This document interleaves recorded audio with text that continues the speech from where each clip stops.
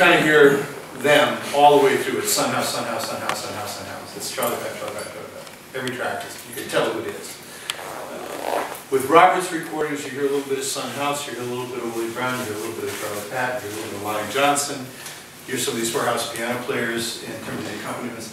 He was a real chameleon, and he was sampling all the commercially viable blues genres and styles of songs that were recorded between the 10 years before he sat down in the studio.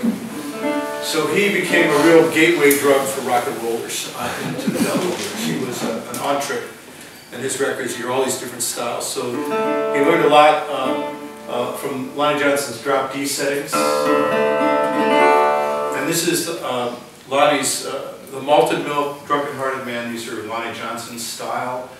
Robert Johnson recordings. He mimics Lonnie's urban kind of vocal delivery in those tunes. They're different than some of the other vocals. It's very interesting to sort of, once you start looking into it all.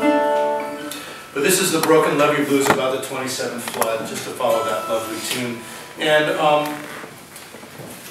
as the river was rising, they had press gangs of blacks. The sheriffs and the white landowners went around and rounded up sharecroppers at gunpoint and pressed them into service, laying sandbags on the levees to raise them up and try and keep them from being overtopped. The levees were fully saturated with water, and the people who were working on them described them, it was like walking on a waterbed. I mean, the ground was just boiling underneath your feet. Had this tremendous torrent of water, 11 stories of water on one side, literally, rushing past at this tremendous rate. There was a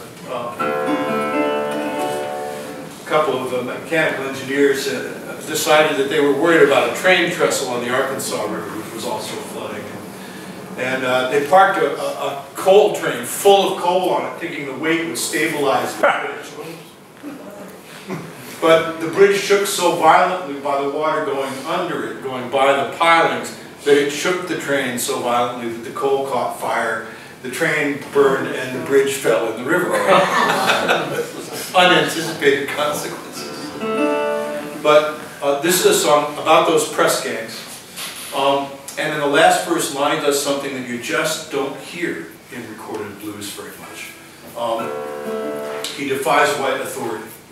And there were newspaper articles and editorials in the Deep South after Lonnie released this song in September of 1927, just a month after the water went down in Greenville finally, calling for his lynching if he ever came south. Oh yeah. For the last verse of this song.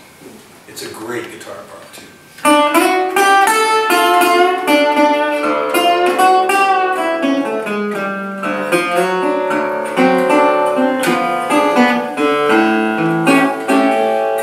want to go back to Helena, but the high water hasn't got me far. Go back to Helena, the high water hasn't got me far. I hate to leave my home, I can't stay here no more.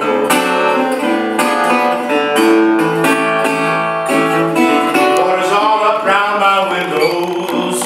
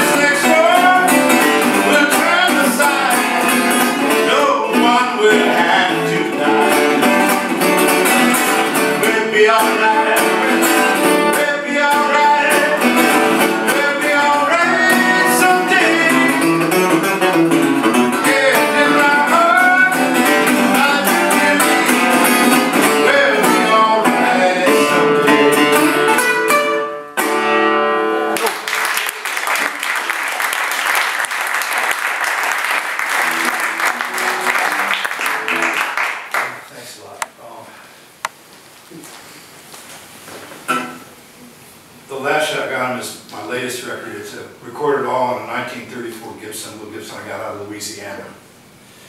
And I let the guitar choose the songs. And it likes John Hurt a lot. So there's a lot of John Hurt songs on it.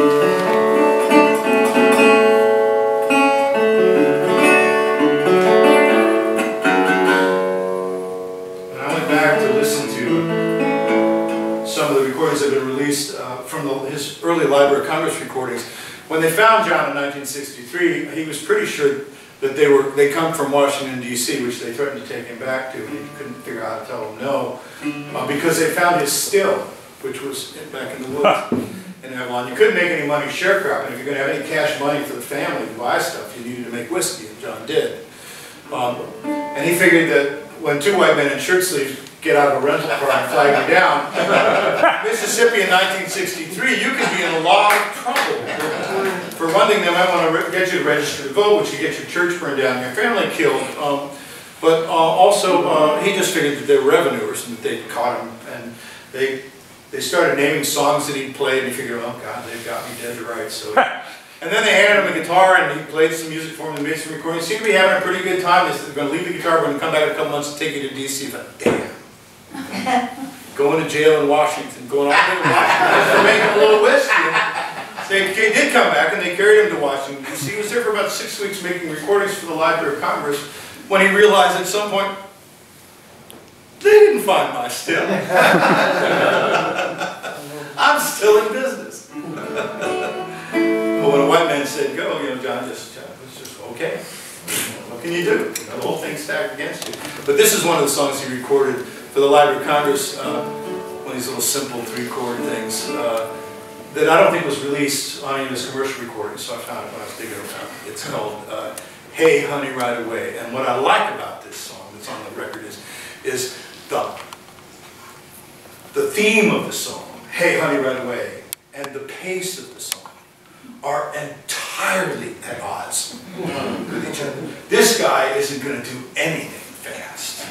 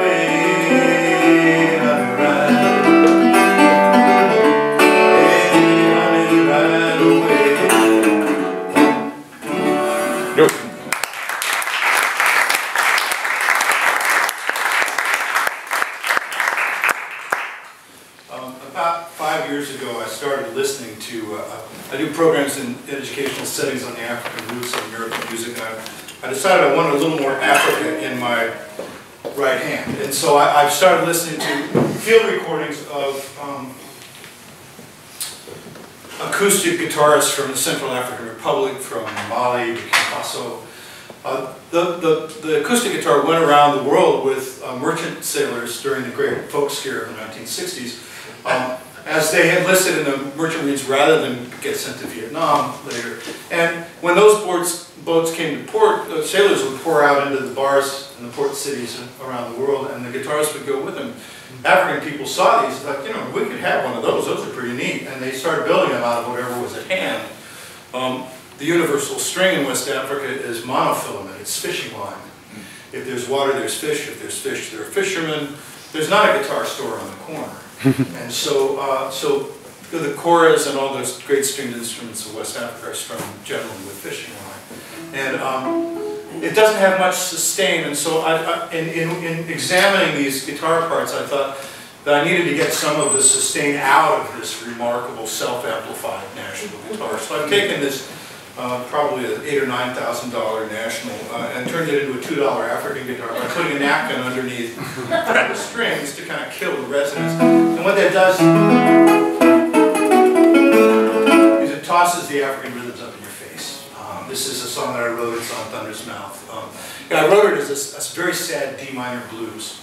It was, the lyrics are fairly sad, and the music was fairly sad. When it came time to record that record, I was sick of the song. There was no contrast in it. Well, what about this African stuff? Maybe I can rewrite it and kind of set up this African thing. So that's what I did. And it sounds like this.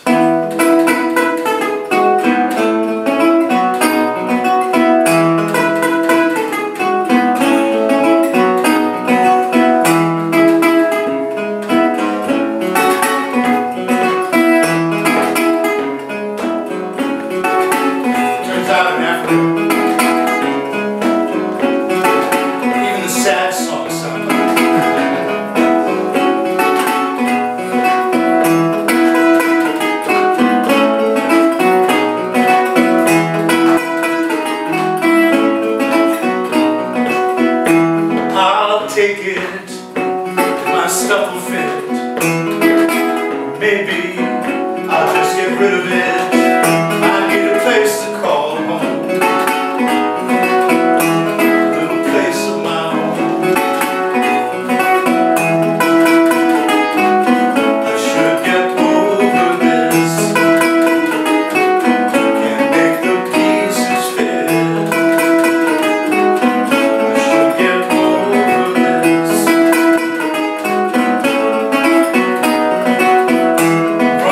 window, I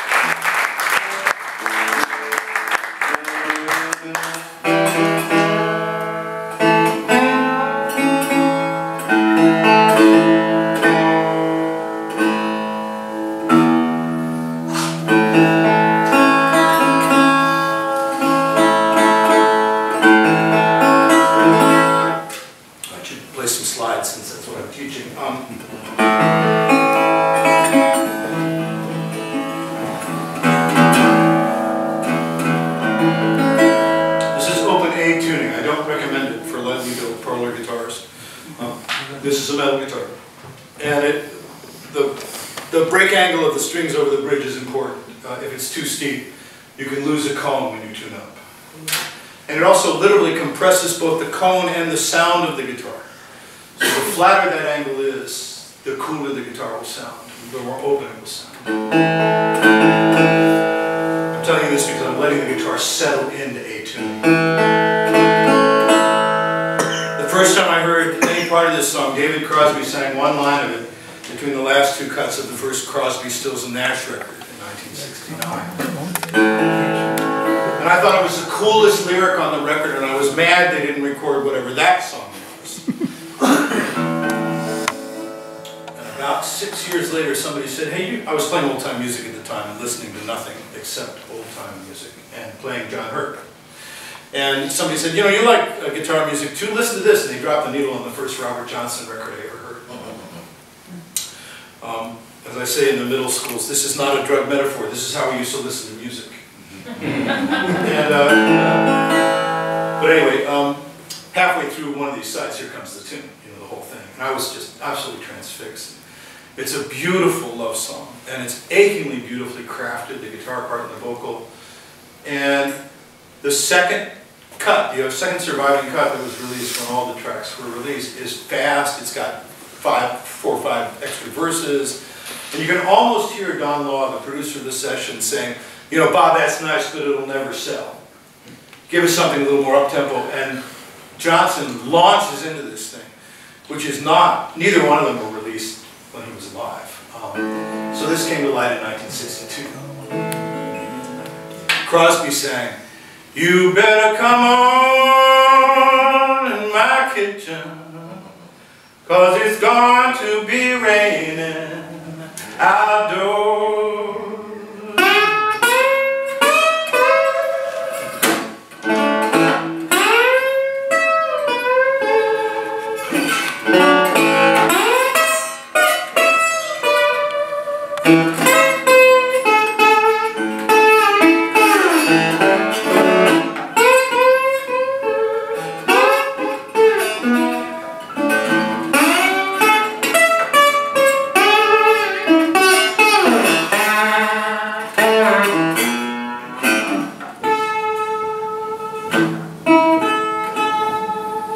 The woman I love took from my best friend.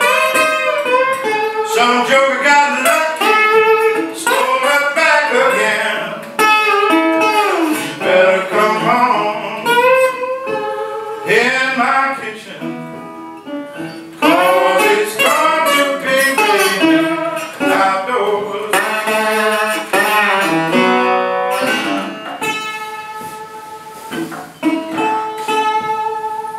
Well, she's gone, I know she won't come back. I've taken her last nickel out of her nation's sack. In my kitchen, 'cause it's going to be raining outdoors.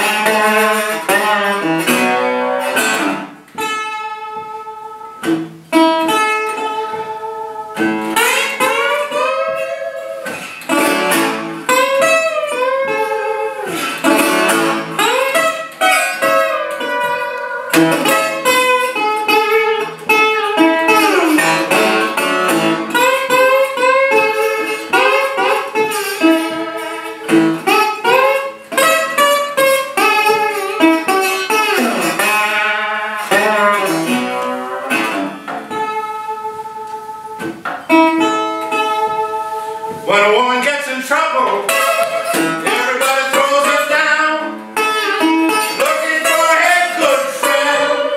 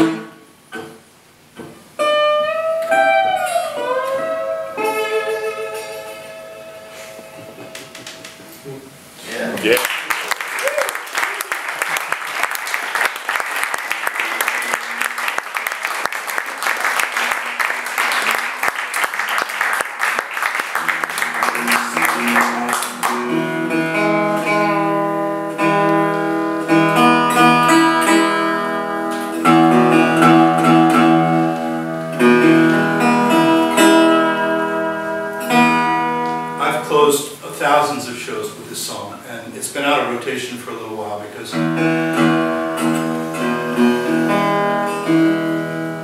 2 years ago I buried my younger brother with it. I just didn't want to sing it anymore for a while.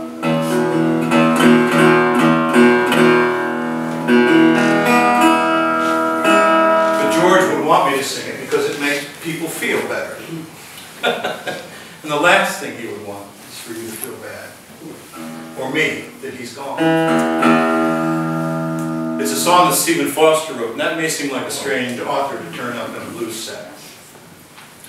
But Foster was born in Pittsburgh in the early years of the 19th century. He was in a not well-to-do family, part of a family that had some slaves, but his family was too poor to have one, so they borrowed a slave, a housekeeper, from one of the richer relations who took care of the house. And he was, like most American families at the beginning of the 19th century, nobody went to church, really.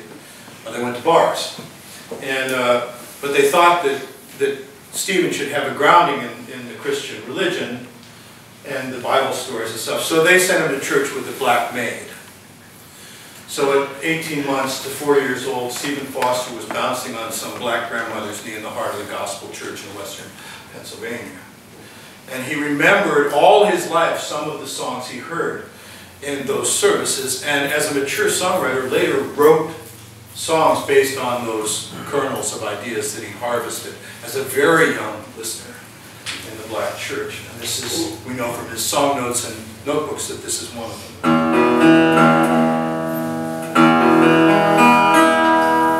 He died a penniless alcoholic, singing in bars for drinks and tips. There was no royalty system. Songwriters sold songs for a flat fee, and if they were going to get any, and the publishers made all the money. I mean, the music industry hasn't changed very much in 200 years.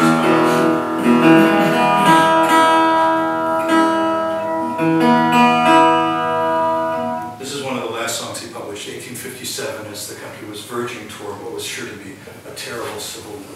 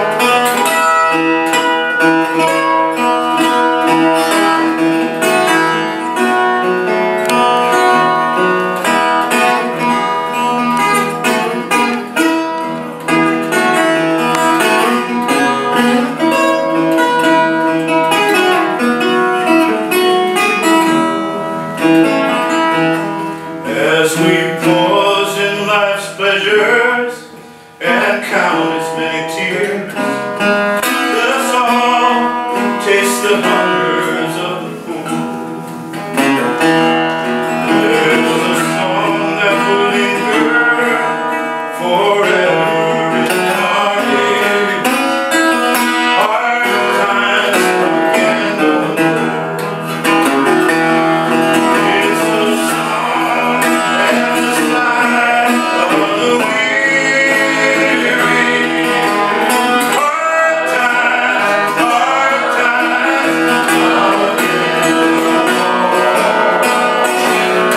Many days you have lingered around my cabin door. Hard times come again no more.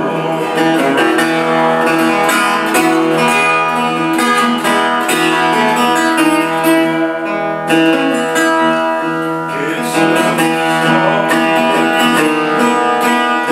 What's the second verse? Song that is Mirth and Beauty? It is Mirth and Beauty, thank you very much. It's been out of rotation for a little too long. As we seek mirth and beauty and music light and gay, there are frail forms fading at the door. Though their voices are silent, their pleas folks will say, hard times again no more. It's a song and a sigh of the weary. Hard times,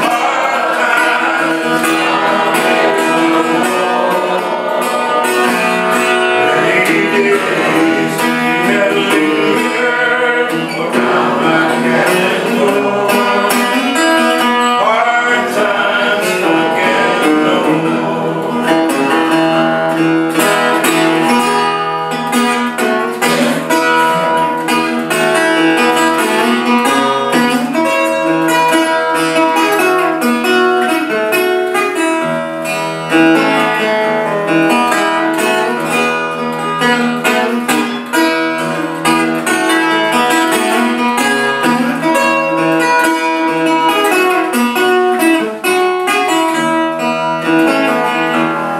It's a song and the sigh of the weary. Hard times,